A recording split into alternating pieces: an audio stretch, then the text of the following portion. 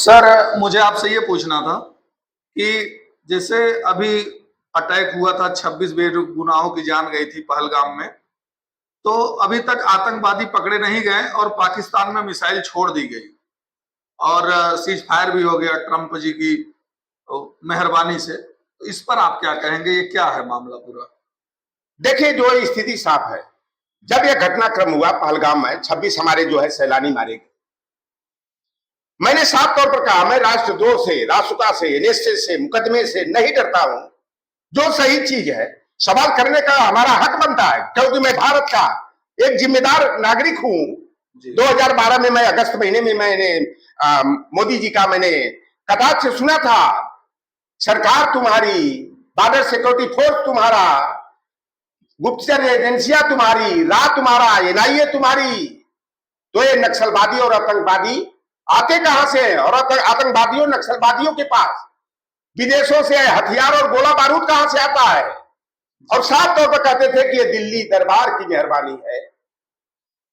मैं आप आज नहीं पूछूंगा, आप बताइए कि 22 अप्रैल को पहलगांव में जो है, जो कि पाकिस्तान की सीमा से 300 से अधिक किलोमीटर की दूरी पर बसा है और बड़ा संवेदनशील है और बड़ा महत्वपूर्ण स्थान माना जाता है, और 22 तारीख को जो है कि वहां पर आतंकवादी कैसे इतने भारतीय सीमा के अंदर इतने आ गए और मार कर देखो कोई बाल बाका उनका नहीं हुआ, वह सुरक्षित कैसे वह चले गए। आप देखिएगा, मैंने साफ उस दिन कहा था कि यह पुलवामा रिटर्न पार्ट 2 है पहलगाम की घटना। पुलवामा की घटना कब होती है? लोकसभा चुनाव 2019 से पहले जी। मैं तो गुरु गोलवलकर की bunch of thoughts we or our nationhood defined नाम की 2 किताबें हैं कि ओबीसी एससी एसटी को कैसे धर्मांधता में ढकेल करके, छद्म राष्ट्रवाद पैदा करके कैसे इनके वोट से अपनी सरकार हम बनाने का काम करें। सारी नीतियां जो है कि भारतीय जनता पार्टी जो है कि इस समय उसी पर चल रही है। 2019 का चुनाव हुआ 14 फरवरी 2019 को, उससे पहले आरएसएस का इंटरनल रिपोर्ट आई कि भारतीय जनता पार्टी 130 से 140 सीट पर सीमित होने जा रही है।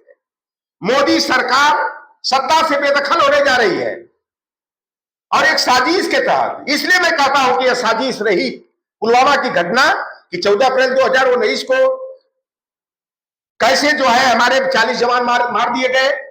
उन जवानों को जो है एयर लिफ्टिंग की जरूरत थी, सड़क मार्ग से नहीं जाना चाहिए था, और सीआरपीएफ के जवान भी कर रहे थे।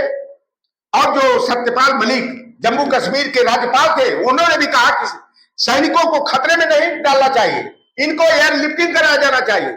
लेकिन जबरदस्ती उनको खटारा बस से, सड़क मार्ग से क्यों भेजा गया? 300 RDX आया तो कहां से आया? देश के चौकीदार बनने वाले जो मोदी जी से मेरा ये सवाल है, और अभी तक ये पता नहीं लगा पाए कि 300 RDX कहां से आया। और जिस गाड़ी से आया था वह जीजे कोड का था, यानी गुजरात की वह गाड़ी थी।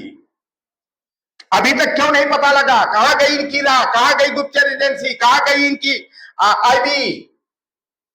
वही 15 अप्रैल को पहलगांव में जहां घटना हुई, 22 अप्रैल को वहां पर निशिकांत दुबे झारखंड का भाजपा का सांसद है, अपनी मैरिज एनिवर्सरी मनाने जाते हैं। चाक चौबंद पुलिस की व्यवस्था, क्योंकि पुलिस किसकी है? वहां जम्मू सरकार की नहीं, जम्मू कश्मीर सरकार की नहीं है, गृह मंत्रालय की है। अमित शाह की पुलिस वहां है, पुलिस बल लगाया जाता है वहां पर, जो है कि आर्मी की व्यवस्था की जाती है चाक चौबंद। लेकिन जब 22 तारीख को यह घटना होती है, मैं जानना चाहता हूं कि 3 लेयर सिक्योरिटी जोन था, तो वहां से जो है कि आर्मी को बेदखल हटा क्यों दिया गया? पुलिस कहां चली गई? 2000 से अधिक जहां पर्यटक जा रहे हैं वहां सुरक्षा की व्यवस्था नहीं होगी?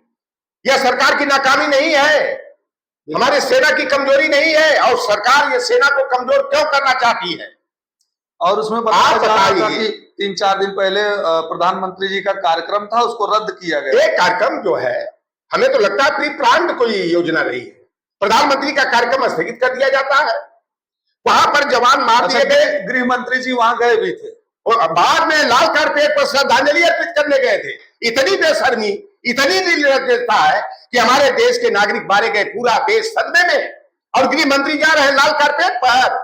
अरे आप बताइए, बॉम्बे अटैक हुआ था 26/11 वाला। उस समय गृह मंत्री कांग्रेस सरकार में शिवराज पाटिल थे। उन्होंने जो है कि नैतिक जिम्मेदारी लेते हुए गृह मंत्री पद से इस्तीफा दे दिया। लेकिन ये इतने निर्लज्ज हैं, शर्म और बेहयाई है कि ये अभी कुर्सी चिपकू बने हुए हैं। इनको तो इस्तीफा देना चाहिए। और आप बताइए, 24 अप्रैल को प्रधानमंत्री का कार्यक्रम कानपुर में था। मेट्रो का उद्घाटन करना था योगी आदित्यनाथ के साथ, और एक और वर्कशॉप समाजवादी पार्टी ने शिलान्यास किया था, उसका उद्घाटन था। प्रधानमंत्री कानपुर नहीं आते हैं। प्रधानमंत्री को जाना चाहिए था जम्मू कश्मीर में एलजी मनोज सिन्हा के साथ, वहां प्रेस कॉन्फ्रेंस करनी चाहिए थी। जो भी करार तोड़ना था पाकिस्तान से, जो भी निर्णय पाकिस्तान के विरोध लेना था, वह निर्णय कहां लेना चाहिए? जम्मू कश्मीर में, नहीं तो दिल्ली में प्रेस कॉन्फ्रेंस करे। लेकिन ऐसा प्रधानमंत्री हमने देखा नहीं कि आज तक 11वां वर्ष हो गया, 11 वर्ष से ज्यादा का समय हो गया, यह पहले प्रधानमंत्री के रूप में इनका नाम दर्ज इतिहास के पन्नों में होगा। यह व्यक्ति अपने मन की बात करता है, कभी प्रेस वार्ता नहीं करता, पत्रकारों के प्रश्नों का जवाब देने से डरता है। दिल्ली में नहीं करते हैं, चले जाते हैं पटनाम के साथ सीतामढ़ी में, बिहार में, क्योंकि चुनाव बिहार का और पश्चिम बंगाल का इनके टारगेट में है। और बिहार और बंगाल के चुनाव को देकर के वहां से सेना को हटाया गया, और आते हैं आतंकवादी, आते हैं मार करके, और पूरी तरह से कोई खरोच नहीं लगती है, चले जाते हैं।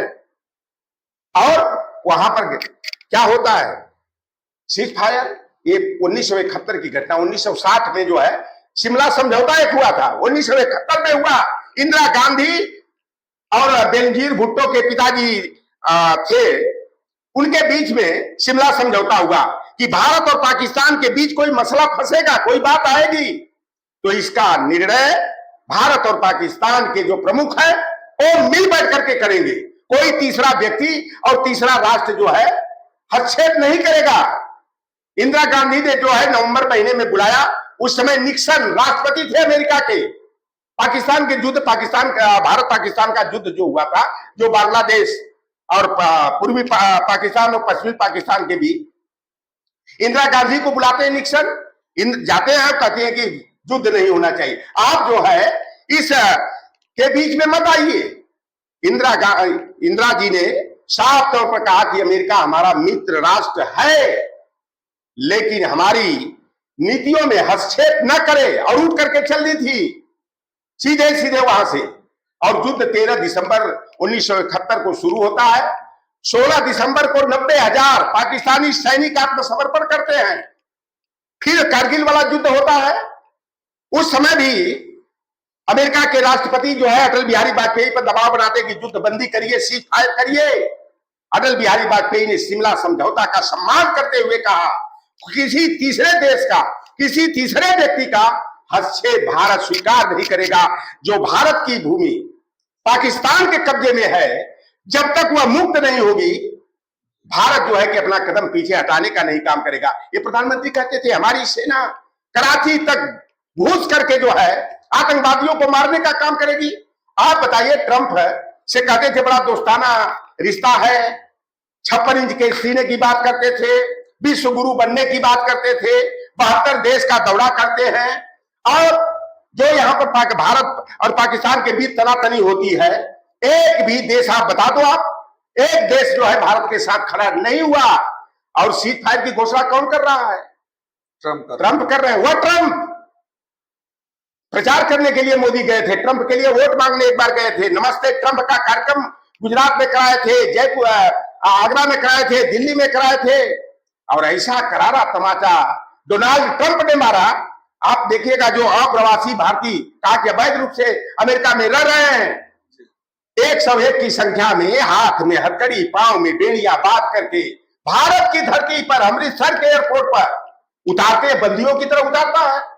फिर जो है 40 भारतीय नागरिकों को जो है कि वही हाथ में हथकड़ी, पांव में बेड़ियां बांध करके, जो गिरमिटिया मजदूरों को जैसे लोग ले जाते थे क्यूबा में, दक्षिण अफ्रीका में, गन्ना के खेतों में, मॉरिशस में गन्ना खेतों में मजदूरी करने के लिए, उसी तरह से अमेरिका ने जो है बंदी बनाकर इनको भेजने का काम किया। और यहां तक कि 56 इंच के सीना का दावा करने वाले नरेंद्र मोदी और अमित शाह के गृह प्रदेश गुजरात के अहमदाबाद एयरपोर्ट पर 30 भारतीय नागरिकों को हाथ में हथकड़ी और पांव में बेड़ियां बांध करके उतारा जाता है एयरपोर्ट पर।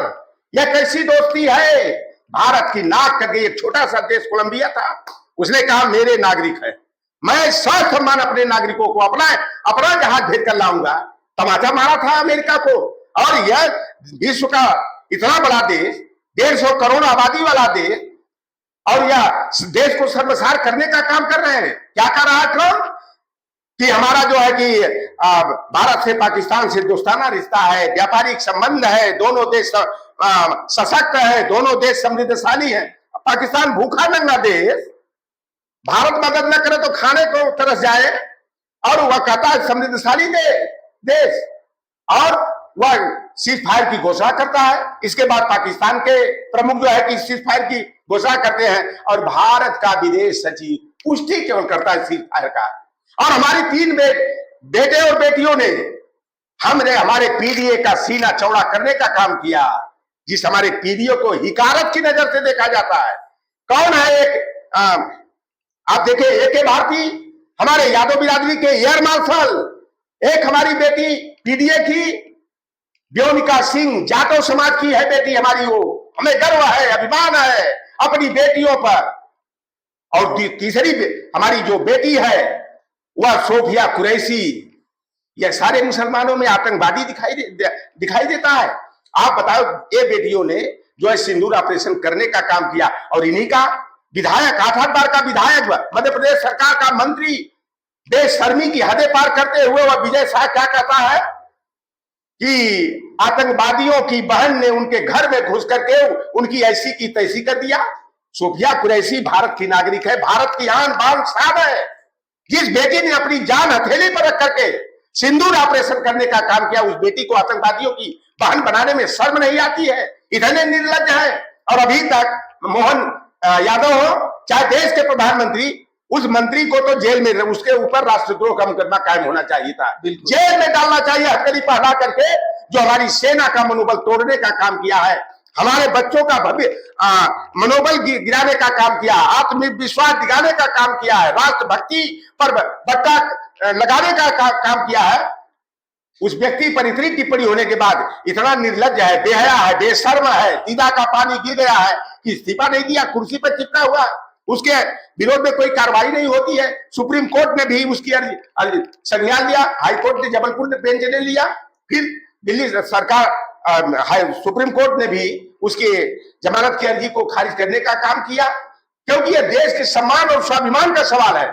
हमारे सेना का अपमान अगर कोई व्यक्ति करता है, जो सैनिक हमारे सीमा पर लड़ने का काम कौन करता है? कड़ाके की ठंड में जहां माइनस टेम्परेचर चला जाता है, वह किसान भी बेटा वहां बॉर्डर पर सीमा की सुरक्षा करने का काम करते हैं। और बड़े गैर पीडीए जो बड़े बड़े अधिकारी हैं, लेफ्टिनेंट है, ब्रिगेडियर है, बड़े बड़े जो आर्मी के अधिकारी है, चीफ है, वो तो एसी के बंगले में मजे की जिंदगी जीते हैं। उनको क्या दर्द है? किसानों के बेटा, पिछड़ों के बेटा, दलितों का बेटा जो देश की सुरक्षा का काम करते हैं अपनी जान हथेली पर लगा करके।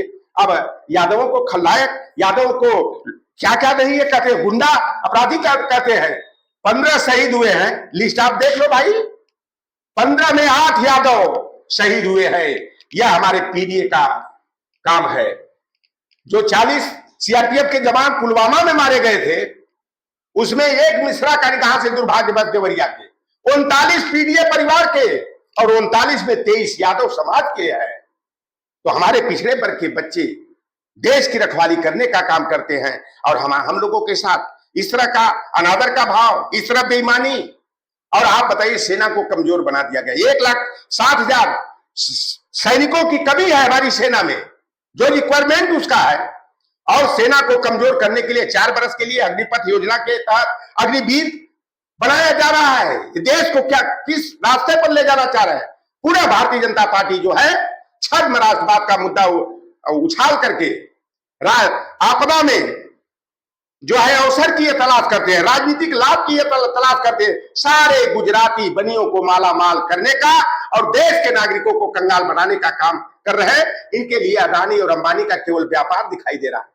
जिस तुर्की के हथियारों से पहलगाम की घटना की जाती है, वो तुर्की को भोपाल में जो है निर्माण का कार्य दे दिया जाता है। या क्या इनको केवल व्यापार दिखाई दिया? चाहे नेताजी हमारे कहते थे हमें भारत और पाकिस्तान से जितना खतरा नहीं उतना चाइना से खतरा है।